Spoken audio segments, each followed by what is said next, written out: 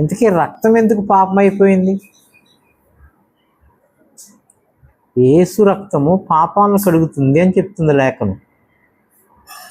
1 యోహాను 1వ అధ్యాయము 7వ వచనం. 1 యోహాను 1వ అధ్యాయము 7వ వచనంలో, అయితే ఆయన వెలుగులో ఉన్న ప్రకారము మనమును వెలుగులో నడిచిన ఎడల మనము అన్యోన్య సహవాసము గలవారమై ఉన్నాము. అప్పుడు ఆయన కుమారుడైన యేసు రక్తము ప్రతి పాపము నుండి మనలను పవిత్రులుగా చేయును. ఎవడ పాపానైనా కూడా ఆ రక్తము పవిత్రతని తీసుకొస్తంట. అసలు ఇంతకీ మన రక్తం ఎందుకు పాపమైపోయింది? ఆయన రక్తం వచ్చి పాపాలను కడుగుతుంది. మన రక్తం ఎందుకు పాపం అయిపోయింది? ఎవడు పాపంగా మన రక్తాన్ని మార్చాడు?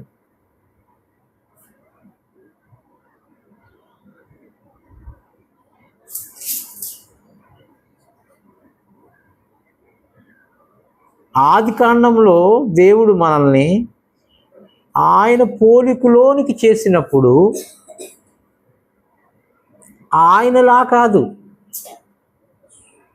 ఆయన పోలికలో మాత్రమే.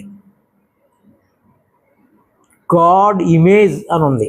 దేవుని పోలికలో మనం చేయబడ్డాం. మనం దేవుని పోలికలో చేయబడినప్పుడు యోబు అంటాడు, దేవుడు ఎలా ఉన్నాడో అలాగ మిమ్మల్ని పెరుగు పేర్చినట్టుగా, బెరడు పేర్చినట్టుగా చక్కగా పేర్చుకుంటూ వచ్చాడు అని చెప్తాడు.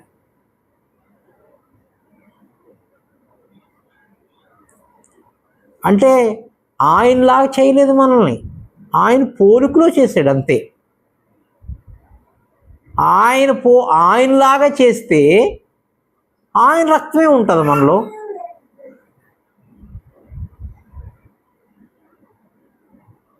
నా పోలికలోంచి వచ్చిన వాడికి నా రక్తమే వస్తుంది, నాలోంచి వచ్చిన వాడికి. కానీ దేవుడు మొట్టమొదట ఆయన పోలికలో చేశాడు, ఆయనలాగా ఇంకా చేయలే.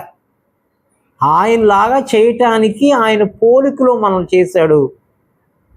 ఆ రక్తము అపవిత్రపరచబడ్డది ఆజ్ఞాతిక్రమం వల్ల. రక్తము పాపంగా మార్చడానికి